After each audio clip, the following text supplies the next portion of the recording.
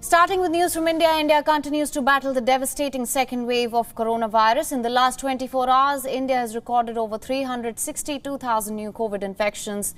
On your screens right now is the number of cases India has reported in the last 1 week. India's COVID figures have decreased over the last week, but the situation remains grim as the virus has now entered rural India.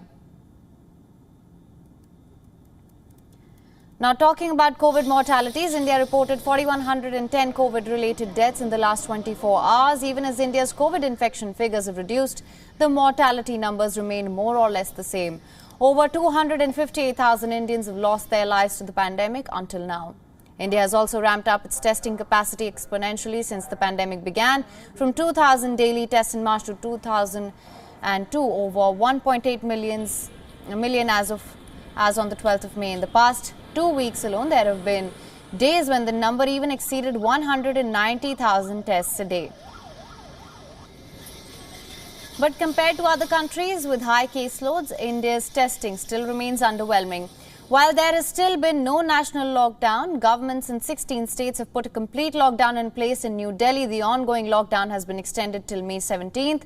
Southern states of Karnataka, Tamil Nadu and Union Territory of Puducherry are under a lockdown till May 24th. All other states have either had a partial lockdown or COVID-19 restrictions like night curfews in place. Now, India's second wave began in April and the unprecedented surge in cases has burdened the healthcare system to a near collapse. States are reporting shortage of oxygen, ventilators and other crucial medical supply.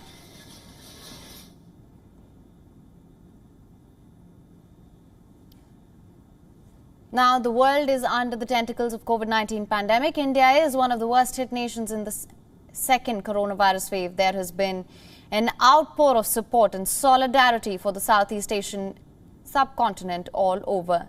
And WION's correspondent Siddhant Sibbal engages in an exclusive conversation with Australian High Commissioner Barry O'Farrell, which sheds more light on the bilateral ties between the two nations during the pandemic. Listen in. Assistance Australia has been sending to New Delhi as it battles the COVID pandemic?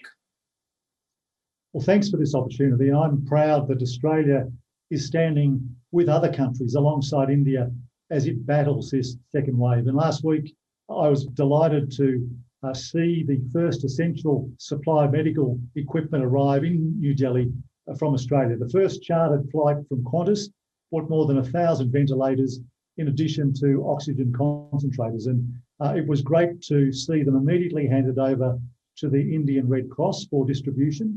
And at the start of this week, I was delighted to be advised by the Indian government that the equipment was delivered to areas of need in Orissa, West Bengal, Jharkhand, Assam and Bihar.